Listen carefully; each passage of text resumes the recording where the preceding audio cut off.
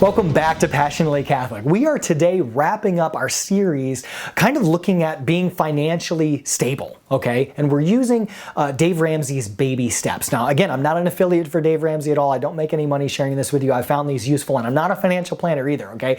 Take this all with a grain of salt, okay? I'm just sharing as a Catholic evangelist some things that I found very useful and putting a Passionately Catholic spin on it and offering a Passionately Catholic commentary on these baby steps, okay? So baby step number 7 is one that I'm not anywhere near at this point in my late 30s, but I look forward to it. I'm really excited about it, and I'm getting a taste for it all the way throughout these baby steps. So baby step number 7 is when you get to a point where you just continue to build wealth and you get to give and you get to be really, really generous. And some people call it the philanthropy stage, is where you hit a point where things are taken care of, and you've prepared well for your kids, you've taught them well, you're completely debt free, including the mortgage, and you're just continuing everything that you were paying into your mortgage, you're now building more and more wealth. You've taken care of taking 15% of your household income, you've been investing that into retirement accounts for years, so you're really building that nest egg, and you're in good financial shape. So you're at a point where you're really building on the success of the past and the wisdom of the past, and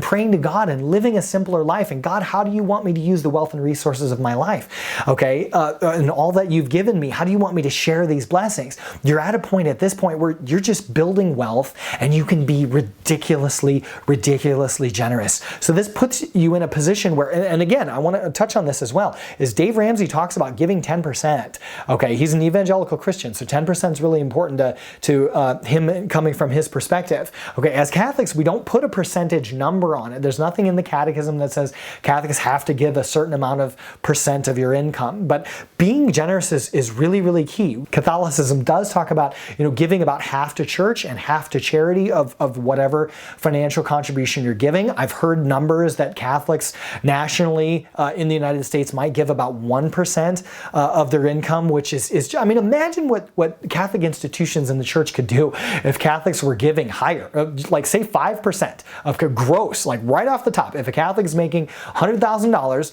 they're 5%, so $5,000 a year is going into church and charity. $15,000 a year is going into their financial planning for the future. Like when somebody hits baby step number 7, okay, and they're getting closer to retirement, they're building wealth. Look how generous they can be with their church and their charity at this point. Maybe at this point they can be giving 40% to church and charity. Okay, I mean, wow, that would be awesome. So say they're making $100,000 and they're able to give $20,000 to their church every year, and they're able to give $20,000 to other charities that are important to them, and maybe they're building something really philanthropic, okay, and they're able to build an institution or a nonprofit with 20 grand a year that they can throw into, or maybe contribute to other nonprofits that they've really believed in, and maybe they've contributed several $1,000s a year to throughout their life for the last several decades, and now in baby step number 7, growing wealth and being really, really generous, they're able to really make an even more positive impact, okay, and to give to things that are really, really important to them.